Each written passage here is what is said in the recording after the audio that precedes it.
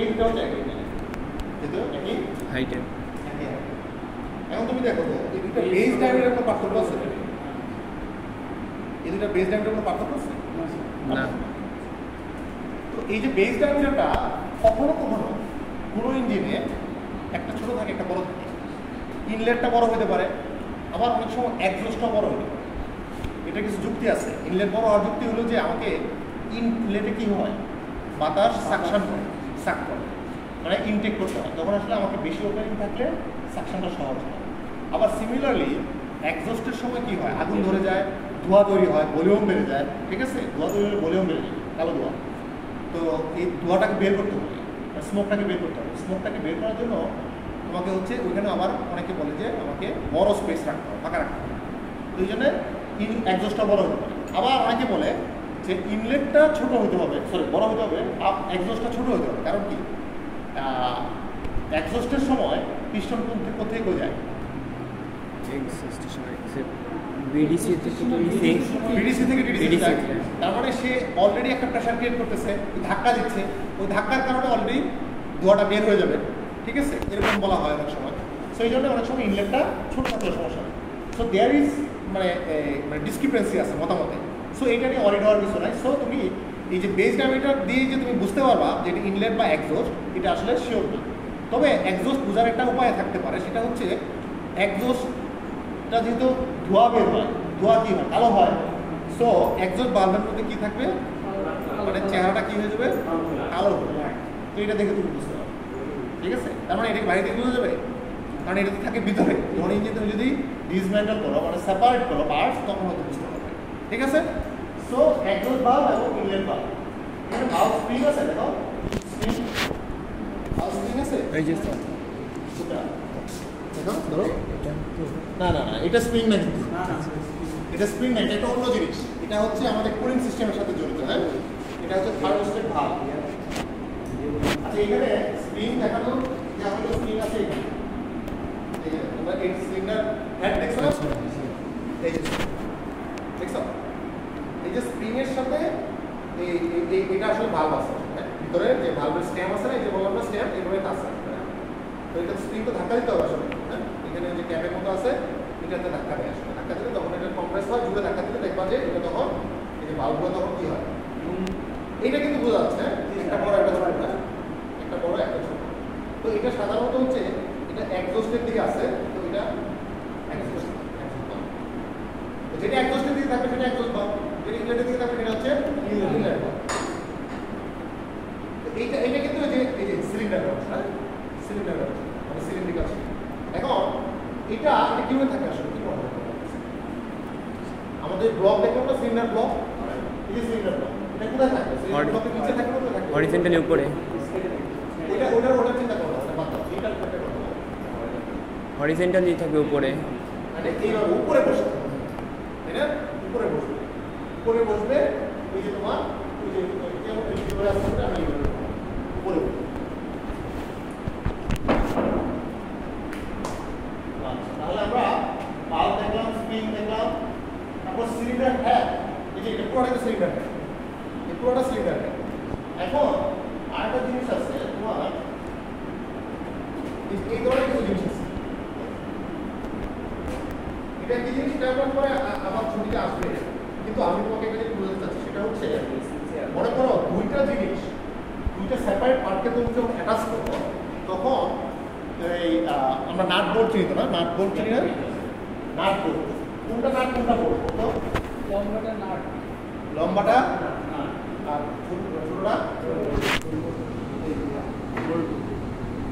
তার মানে এটা এটা এটা এটা এটা কি, এটা পুরো ছেড়ে বোল্ট, এটা বোল্ট না, ওয়াশার নাম হচ্ছে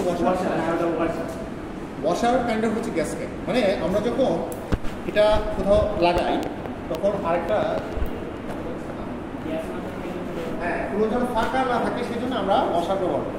কিন্তু তোমরা একটা উত্তর ভুল দিচ্ছি, এটার মধ্যে নাট এবং বোল্ট হচ্ছে, বড়টা হচ্ছে না বোল্ট, মানে এটা এটা হচ্ছে বোল্ট, আমরা এটা ভুল করি। তা আমি যেটা মনে রাখি সেটা হচ্ছে বোল্ট মানে বড়, তো এই জন্য বড়টা হচ্ছে বোল্ট, আর ছোট যেটা থাকবে সেটা হচ্ছে নাট। আমরা বলি এটা না, এটা না। নাম বাদাম। এই বলছি এটা আসলে যেমন আমরা হচ্ছে সময়কে টাইম বলি, টাইমকে সময় বলি, আমরা বা হচ্ছে তোমার আরো কিছু টার্ম আমরা বলি যে ইঞ্জিন মেশিন, আমরা বলছি ইঞ্জিন কি মেশিনই বলছি যে মেশিন নষ্ট হয়ে গেছে ওটা এরপর সেটা অনেক সময় মানে কি বলে এটাকে বলার খাতিরে হয়ে যায়, এটা কোনো ভুল না আসলে। তো এই জিনিসটা এই যে দুটো সেপারেটিং পার্টস যখন আমি অ্যাড করতে যাব তখন আমাকে মাঝখানে একটা জিনিস দিতে হবে। এই যে এটা হচ্ছে সিলিন্ডার হেড আর এটা হচ্ছে সিলিন্ডার ব্লক। সিলিন্ডার হেড এবং ব্লকের মাঝখানে এরকম একটা জিনিস দিতে হবে, দিলে কি হবে লিক করতে হবে, কোনো ফাঁকা জায়গা থাকবে না। তারপর নাট বল দিয়ে অ্যাটাচ করতে হবে, ঠিক আছে? এইগুলোকে বলা হয় সিলিন্ডার হেড গ্যাসকেট, ঠিক আছে? সিলিন্ডার হেড গ্যাসকেট পরে আসবে আমাদের। আর এখানে কি আছে? ট্যাবলেট আছে, হ্যাঁ ট্যাবলেট।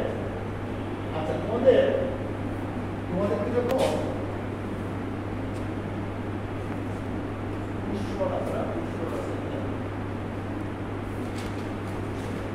তোমাদেরকে পোস্টক আর পোস্টক যখন পড়াইছে তখন হচ্ছে তোমাদেরকে রকার আর্মের কথা বলছে, ভালভ ওপেন হয় কখন, ভালভ ক্লোজ হয় কিভাবে, এগুলো বলে নাই? মানে একটা টু স্ট্রোক না ফোর স্ট্রোক, এটা তুমি কিভাবে বুঝতে? এটা বোঝার একটা উপায় আছে তোমাদের। মানে আমরা তো এটা তো বাড়ি থেকে বোঝা যাবে না, এটা বাড়ি থেকে বোঝা যাবে না, ডিজেল এবং পেট্রোল বাড়ি থেকে বুঝতে হবে। কিভাবে বুঝবা? ওয়েল ইঞ্জেক্টর কিন্তু ওই ইঞ্জিনটার মানে কি বাল্ব সিস্টেম ইঞ্জিন নাকি হচ্ছে টু স্ট্রোকে তো বাল্ব থাকে না, কি থাকে? পোর্ট থাকে, ইনলেট পোর্ট, তারপর হচ্ছে এক্সহস্ট পোর্ট। তো এখন আরেকটা পোর্ট আছে, তিনটা পোর্ট আছে, ট্রান্সফার পোর্ট নামে একটা পোর্ট আছে, হ্যাঁ ট্রান্সফার পোর্ট। তো এখন এটা কি আসলে বাল্ব মেকানিজমে চলে ইঞ্জিনটা নাকি হচ্ছে পোর্ট মেকানিজমে চলে, এটা কি বলবো? এটা বোঝার উপায় হচ্ছে সাধারণত হচ্ছে যেগুলো বাল্ব মেকানিজমে চলে এগুলো হচ্ছে কত stroke engine? Four stroke engine. আর যেটা হচ্ছে পোর্ট মেকানিজমে চলে এটা হচ্ছে টু স্ট্রোক ইঞ্জিন। তাহলে এখন আমাদের এই জিনিসটা একটা ইম্পর্টেন্ট জিনিস, এটাকে বলে হচ্ছে rocker arm. Rocker arm, rocker ROCKER, rocker ARM। মানে এরকম যে এরকম হচ্ছে দেখুন যে এরকম হাতের মতো এরকম বাহুর মতো এরকম করা যায়, সেটাকে বলা হচ্ছে রকার আর্ম, ঠিক আছে? এই রকার আর্ম কি করে? এই রকার আর্মটা হচ্ছে তোমার এই যে আমাদের যে ভালভ মেকানিজম আছে না, ইনলেট এবং এক্সহস্ট, এটা এ হচ্ছে এমনভাবে একটা বসানো থাকে, হ্যাঁ এভাবে বসানো থাকে, সে তোমাকে মানে এখান থেকে এটা দুটো অংশ আছে, এটা একটা অংশ, এই পাশে একটা অংশ, এখান দিয়ে তোমাকে যদি ধাক্কা দিয়ে আনে, এখানে ধাক্কা দিলে এটা এদিকে নিচু হবে, নিচু হলে এটাকে সে ধাক্কা দিলে তখন স্প্রিংটা কম্প্রেস করবে, ঠিক আছে? কম্প্রেস করার কারণে ভালভ খুলে যাবে। আবার যখন এটা ছেড়ে দিবে তখন এটা স্প্রিংটা আগের পজিশনে চলে যাবে, তখন ক্লোজ হয়ে যাবে। তাহলে বাল্ব স্প্রিংয়ের কাজ কি? বাল্ব স্প্রিংয়ের কাজ হচ্ছে কাইন্ড অফ হচ্ছে ওপেন ক্লোজ, কিন্তু মেইনলি হচ্ছে ক্লোজ করার ক্ষেত্রে বাল্ব স্প্রিংটা থাকলে ক্লোজ হয়ে থাকে, না থাকলে এটা ক্লোজ হয়ে থাকবে না, ওপেন হয়ে থাকে, ঠিক আছে? তারপর এই রকার আর্মের কাজ হচ্ছে ওপেন এবং ক্লোজে সাহায্য বাল্ব, ঠিক আছে? তো এই রকার আর্ম সাধারণত ফোর স্ট্রোক ইঞ্জিন যেহেতু বাল্ব থাকে, তো বাল্ব সাধারণত তোমার বাল্ব সিস্টেম ইঞ্জিনগুলোতে, বাল্ব সিস্টেম ইঞ্জিনগুলোতে কি থাকে? Rocker arm. আর যখনই আমি রকার আর্ম থাকবে এবং বাল্ব মেকানিজম থাকবে তখনই আমি বুঝবো এটা কি ইঞ্জিন? সেটা কি তুমি বাইরে থেকে বুঝতে পারবা? বাইরে থেকে বোঝার উপায় তোমাকে তাহলে ইঞ্জিন খুলতে হবে, খুলে তারপরে এখন ওই যে রকার আর্ম যে বললাম, এই রকার আর্ম কি করতে হবে? ধাক্কা দিতে হবে। এই ধাক্কা কে দিবে? ধাক্কা কে দিবে? ধাক্কা দিতে হবে। এই ধাক্কা দিতে দেখো, এটা যদি বুঝতে পারো জাস্ট 5 মিনিট কনসেন্ট্রেট করো, একদম হচ্ছে তুমি বুঝে দেবো যে আমাদের পাওয়ারটা কি হবে। তো এই যে এই জিনিসটা এটা হচ্ছে একটা পুশ